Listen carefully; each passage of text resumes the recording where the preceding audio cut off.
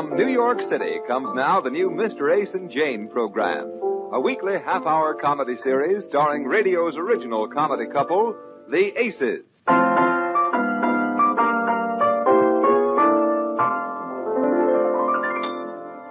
Once again, the strains of Manhattan Serenade introduce the story of Mr. Ace and his wife, Jane. Tonight, Chapter 1. Entitled, Jane's Brother Paul, who hasn't worked in 12 years, tries to borrow $200 from Mr. Ace. And Mr. Ace says, why don't you go to work? And Paul says, don't use that four-letter word in front of my sister. Or, as Mr. Ace would put it, am I my brother-in-law's keeper? Let me tell you exactly what happened.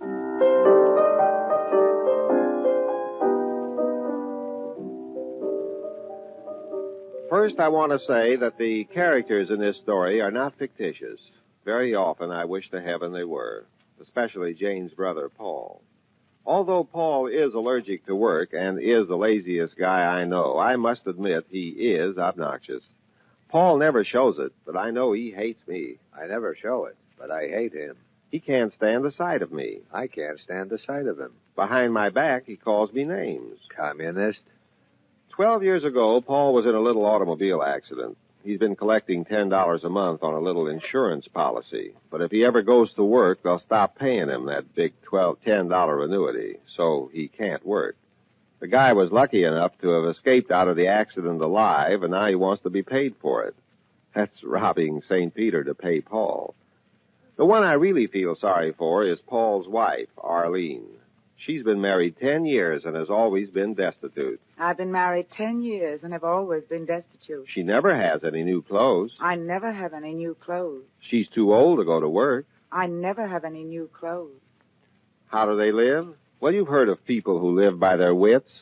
Paul lives by his wits. Of course, with him, that's only half living. The other half, Jane takes care of. Jane and I are the typical average married couple living in a typical little eastern town of New York City. Population 7 million. Give or take one. And if you're going to take one, take my brother-in-law.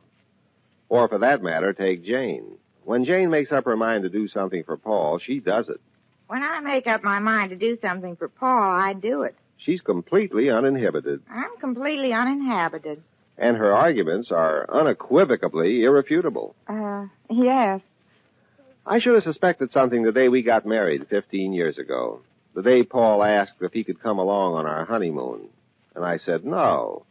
And Jane said, oh, let him come along, dear. He's never been on a honeymoon. And I should have suspected something the other night after dinner when Jane and I were sitting around the living room, and Jane gave me that guess who routine. It went something like this. Well, dear, guess who called me up today? Rochelle Hudson. No. I give up. My brother Paul. Oh? How much did he want this time? Oh, he's fine. No, I say... Arlene's fine, too. Yes, I say how much... You know that next week they will have been married 10 years? My, how time flies. Yeah. It seems like only a year ago they were married only 9 years. Mm-hmm. Well, when he told me 10 years, you could have knocked me down with a fender.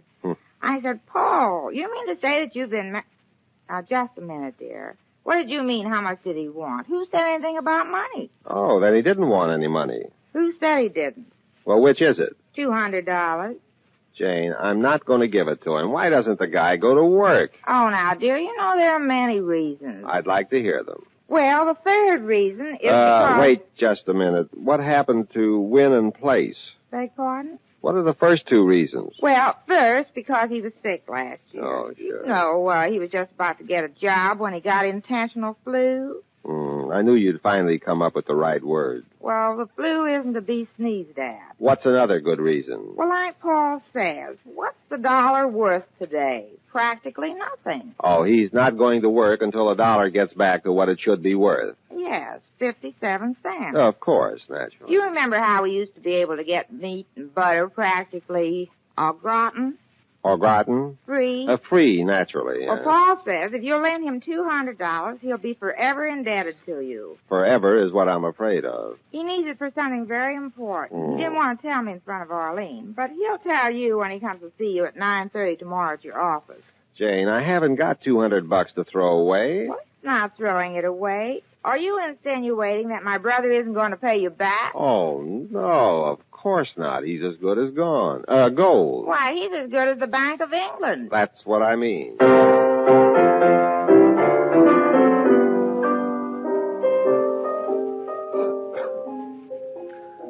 As usual, when I get into an argument with Jane about her brother, I ran second and paid $2.80 to place. Because the next morning when I got to my office, I ought to tell you this, I work in the advertising business. Make a nice living, minus withholding and Social Security. It's a pretty fair job. Of course, Jane always exaggerates my importance there by telling everybody I'm a big cog of the machinery. He's a big clog in the machinery. The only thing I can't stand about the job is my secretary, Miss Anderson. Why don't I get rid of her? She's a cousin of Jane's, twice removed. That is, I removed her twice, and Jane got her back 3 times. With the score now 3-2 in her favor, Miss Anderson practically runs the office her way. I practically run the office my way. She never thinks of me as her boss. I never think of him as my boss. She considers me primitive in my business methods and practically a Neanderthal in this atomic age. He's a schmo. Oh, she's a doll. D-U-double-L. So I got to my office about 9:30 the next morning, and I asked Miss Anderson if there had been any calls. Oh, yes, Sam Davis called. Sam Davis? Who's he? What did he want? Well, he wanted a date for Saturday night. So I told him I was going to the movies Saturday night with Bill Wilson. Yes, I know. And I gave him Wednesday night. We're going dancing. Sam's an awfully good dancer, much better than Bill. And Sam... Miss Anderson, please, any sideline calls? I mean, for me, the advertising business, you remember? Oh, let me see. There was somebody. What was it now? Isn't that awful? Well, if it comes to you, Miss Anderson, you'll be in touch with me. I'll just go into my office and wait. Oh, sure. I'll let you know if it comes to me. Isn't that awful? Well, there you are. Is that a nice thing to do? Keep your brother-in-law waiting. Oh, Miss Anderson, is this the... Oh, yes, that's it. Your brother-in-law is waiting in your office to see you. Yeah. Miss Anderson, take a letter. A letter? To China, and don't hurry back. Very funny. Well, brother, how's the world treating you? Not very often. I haven't seen you in some time. How long has it been? Oh, about $25 ago. 25... Oh, yeah. Say, yes, it has been 90 days, hasn't it? Mm-hmm. You're not worried about that 25, are you? Oh, no, I took it off my income. Oh, deducted it from your income tax, huh? No, just from my income. Paul, would you mind taking your overcoat off my desk? Sure. Excuse me. Recognize the overcoat? Yes, I do. 2 winters ago. Remember that cold winter and you were going to get a new coat and you decided you might as well give me this one Jane told you? Look, Paul, I'm quite busy this morning. You know what I wish you'd get? A camel hair polo coat. You know what I wish you'd get? What? To the point. You want me to give you $200. Is that it? Not give. Lend. The answer is no. Oh, now, wait a minute, brother. It isn't for myself I want the $200. I haven't got $200. It's for Arlene. We have a 10th wedding anniversary next Wednesday, and I want to get her something she needs pretty bad. For $200? Yeah. I'm getting her a tonsillectomy. You're going to have your wife's tonsils removed as an anniversary present? Why not? It's something practical. Something she wouldn't buy for herself. Yeah, that's it. So how about it? Let me have the $200? No. Well, that's a fine way for a Paul, brother-in-law I'm through giving you money. I haven't got $200 to throw away. Well, could you make it 100? Oh, you're going to have what of her tonsils out? Yeah. No. I could pay 100 down and then get the rest from me later. Nothing doing. I can't afford it. It's not the principal, it's the money. And all the other money I've given you. Well, I'm going to pay you back. I keep track of every cent. I'm sorry, Paul, no. And look, if you have to come to my office and sit around with your feet scratching up my desk, I wish you wouldn't be wearing my shoes.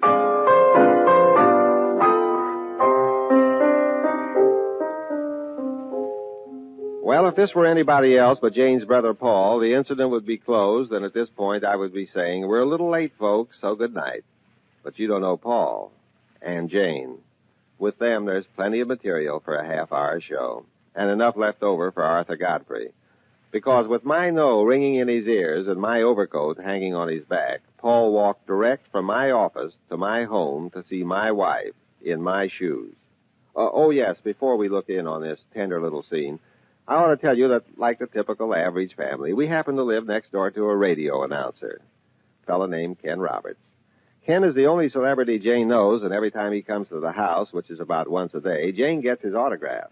Ken loves it. I love it. Love is spelled L-O-V-E. Like all announcers, Ken is always spelling out everything. He's sort of a ham. I'm a sort of a ham. Ham is spelled H-A-M. He's always practicing his commercials to Jane. If you're not satisfied, return the unused portion of our product, and we will return the unused portion of your money. So before Paul got to the house, Ken was visiting with Jane. Hey, Jane, that's an attractive dress you're wearing today. You do? Well, thanks.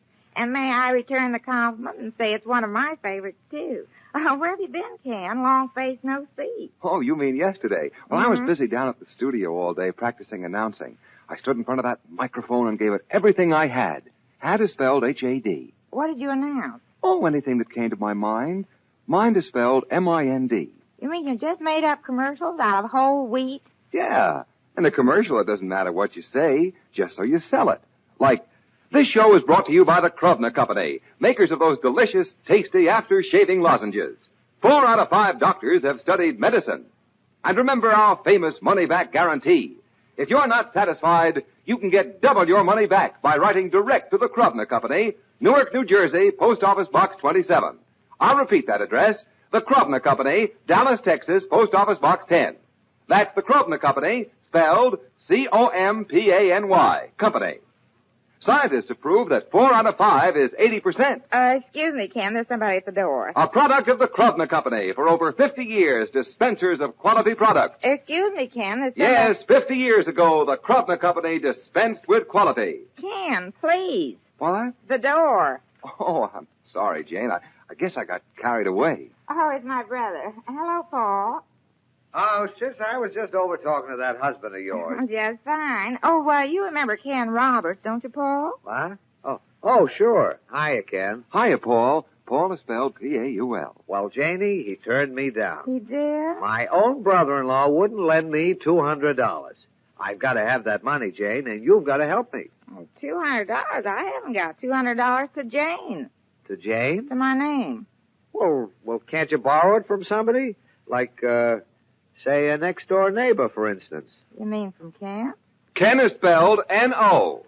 Oh, what kind of a town is this? Isn't there any place a fella can borrow $200? Friends, do you need money? Come to the Confidential Loan Company. You can borrow up to $300 on one signature alone, and every transaction is treated confidentially. What's that, Ken? Well, that's a commercial I do every week. Say, Paul, why don't you go down there and borrow the money? Confidential Loan Company. Yeah, Uh-huh. I never thought of that. How about it, sis? Will you sign my note for me? Oh, sure, Paul. Now, Jane, wait a minute. Don't you think you ought to ask your husband first? He might not like this. Well, he won't know. It's confidential, isn't it? Yeah, I guess so. Well, I'll drive you both down in my car if you make it snappy. Well, thanks, Ken. I'll only be a minute. I want to put on my mink coat. That's spelled B-E-A-V-E-R.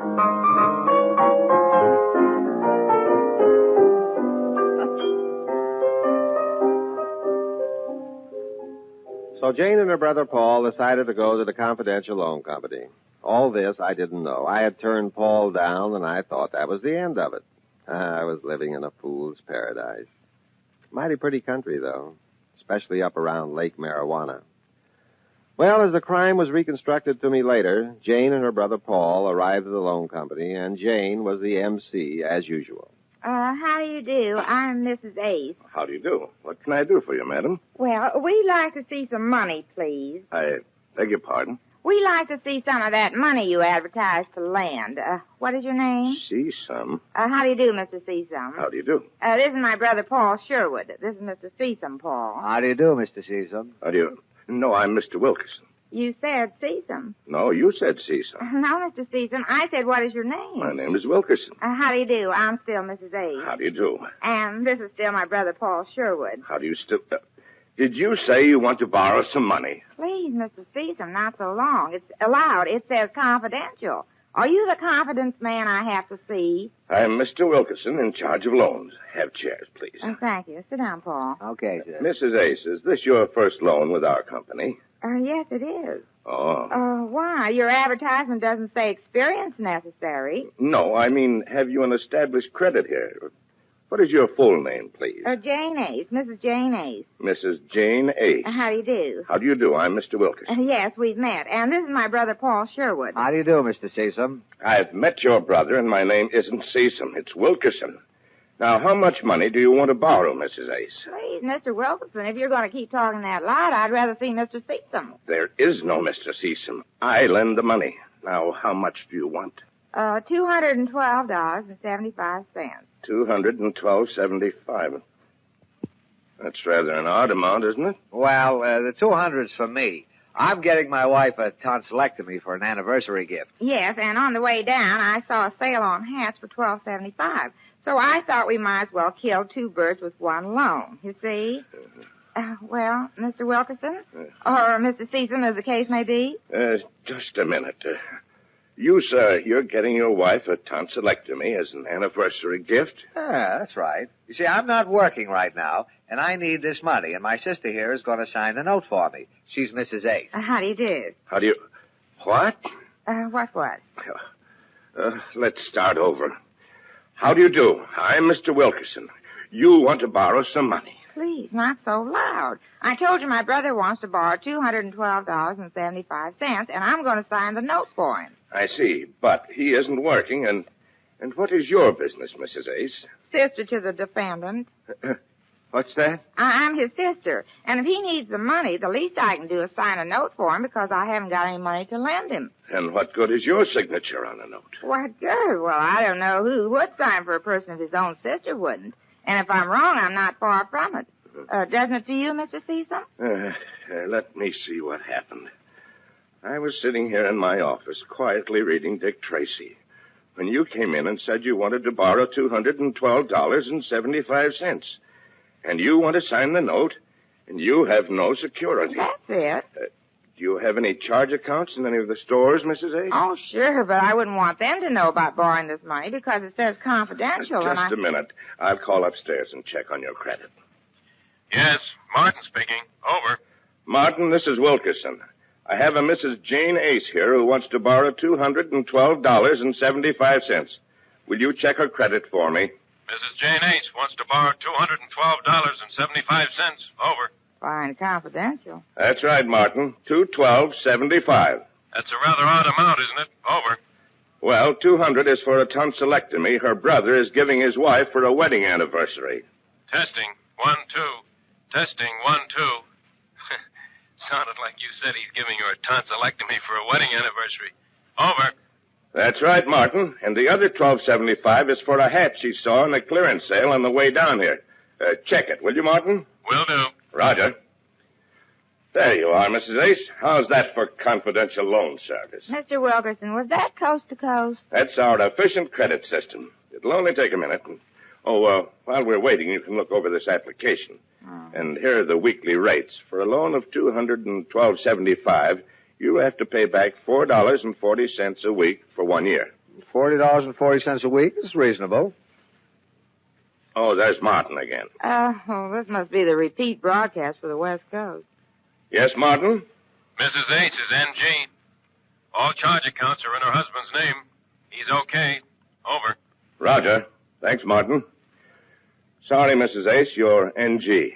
What's that? Not guilty? Yes. No. It means your signature is not acceptable. But if your husband will sign this note, we'll make the loan. Take that application and have him sign it. Well, okay. I guess we'll have to do that, Paul. But he'll never sign that note, Jane. Oh, I know how to handle him, Paul. I've got him in the hollow of my head. Just leave it to your Uncle Dulcie. We'll see you later, Mr. Seasum. My name is Wilkerson. How do you do? How do you do? And this is my brother. Yes, I've met your brother, Mr. Seasum. I'm not Seasum. You said you were Seasum. How do you do? How do you... No, now, just a minute. Everybody cool down. When you first walked in here, you said you wanted to see some. I said, how do you do? I'm Mr. Wilkerson. Yes, we've met. Yes. No, I thought you said Seasum, and you thought I was saying I'm Mr. Seasum. But I'm Mr. Wilkerson. That's how the whole thing started. Now, isn't that clear, Mrs. Ace? Oh, I get it now. You see the mistake we made, Paul? Yeah. Let's go, Jane. Yeah, let's go. Well, see you later, Mr. Seasum. Oh, murder.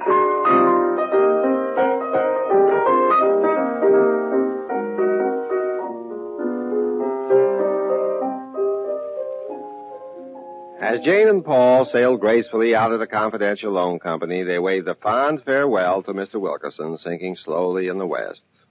Now, if you were a betting man, wouldn't you give 100 to 1 that I wouldn't sign that note? Save your money. A few minutes before Jane and her brother got to my office, I had a visit from my boss. That would be Mr. J.K. Norris of Dutton, Sutton, Mutton, and Norris. I don't know how he got in there. J.K. talks like a copybook. He believes a man's best friend is his motto. Procrastination is the thief of time. He's been married 3 times. If at first you don't succeed, try again. But in spite of his corny talk, I like J.K. He's a lonely man, has no children. If at first you don't succeed. Yes. As I was saying, just before Jane and Paul got to my office, Mr. Norris had come rushing in, quite pleased with an idea I had thought up for a new cigarette our firm was going to advertise. Mr. Ace, my congratulations on that cigarette advertising campaign. Thank you, sir. I knew when you and Thompson could get together, you'd turn out a great campaign. 2 heads are better than 1, I always say. But I did this one myself, Mr. Norris. By yourself? Yeah. Good work, Mr. Ace. Too many cooks spoil the broth, I always say. Mm-hmm. This is the freshest, most original cigarette campaign I've seen in years. This will put Royal Cigarettes on the map in 1 month. Well, thank you, Mr. Norris. I'm glad the Royal Cigarette people liked it. Yes, because... sir. We're going to plaster the town with these cards. Yeah? They'll be in every subway, backstage in theaters, department stores, movie houses, every place where they don't allow smoking. There'll be a sign that says, no smoking. Not even Royal Cigarettes. Yeah, and I think the top line should say no smoking, and underneath that, in smaller type, that should be not even Royal Cigarettes, you see? Yes, because... exactly as you have it in your copy. That's right. Hello, dear. Oh, hello, Jane. Well, Mrs. Ace. Hello, Mr. Norris. You're just in time, Mrs. I'm Ace. just fine. Oh, well, this is my brother Paul, Mr. Norris. How do you do? Glad to meet you, Mr. Norris. Mrs. Ace, I was just congratulating your husband on a fine job he did for our cigarette account. Oh, it was nothing really, Mr. Norris. Nothing, he says. Don't let his modesty fool you, Mrs. Ace. All right. Jane, ask him about that. I can safely say at this point that your husband is the most valuable man in our shop. Give credit where credit is due, I always say. You do? I always say feed a cold and starve a fever. Jane, please. I hope you're as proud of him as I am, Mrs. Ace. Oh, I am. Jane, ask him to sign the... Once again, congratulations, Mr. Ace. Well, thanks, but... Oh, congratulations, dear. Well, thanks, Jane, Jane, but will you really... ask him to sign This campaign will make you famous, Mr. Ace. How about it, Mrs. Ace? Your husband's a celebrity. Oh, now, Oh, please. celebrity. Oh, dear, I'm so proud of you. It's like having a movie star in the family. Movie star. I suppose next you'll be asking for my autograph. Jane, how about getting him to sign it? Autograph? Yes, that's an idea. Give me your autograph, dear. Oh, now, Jane, that's carrying a joke too But, dear, far. you're a celebrity. I know, Go but... ahead, Mr. Ace. Give your wife your autograph. But, Mr. Norris, oh, this is Here you embarrassing. are, dear, on this piece of paper. Right here. Here's your pen. Oh, I feel kind of idiotic, but if you insist. What is this paper I'm... Go ahead. Sign your name. All right, here you are. It's kind of silly autograph to my own wife. That's it. Now, thanks, dear. Give me that. Nice work, sir. What was that piece of paper, Jane? Well, that you Mrs. get... Ace, let's clear out and leave the big man to his own thoughts. Confidentially, I think he wants to be alone. Yes, that's exactly where I'm going. Come on, Paul. See you later, dear.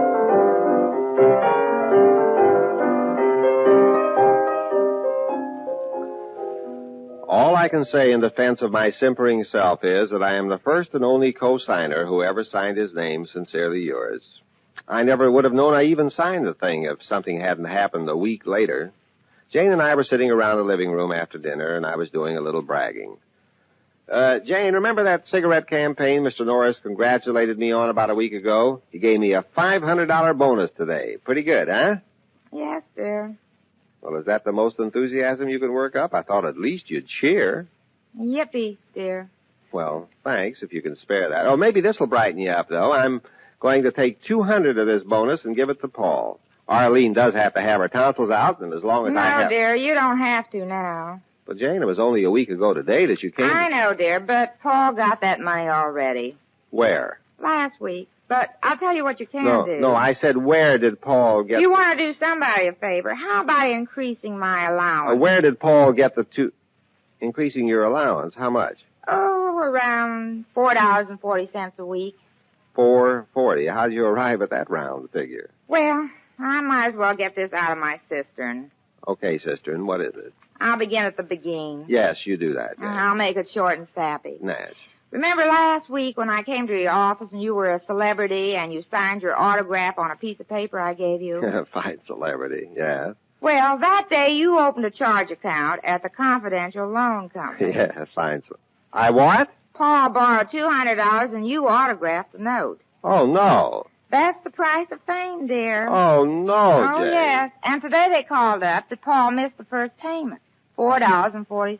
And they expect me to make good on... I won't do it. I'll call Paul. I'll call the loan company. I'll call Arlene and tell her what her husband did. I'll call... There's one call you forgot, dear. What's that? Well, while you're at it, call the doctor and tell him to put Arlene's tonsils back. Isn't that awful?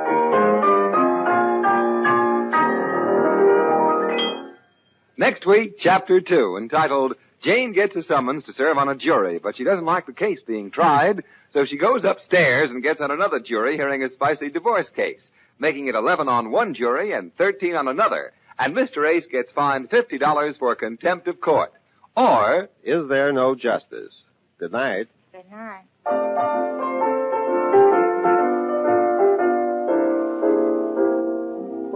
This is CBS, the Columbia Broadcasting System.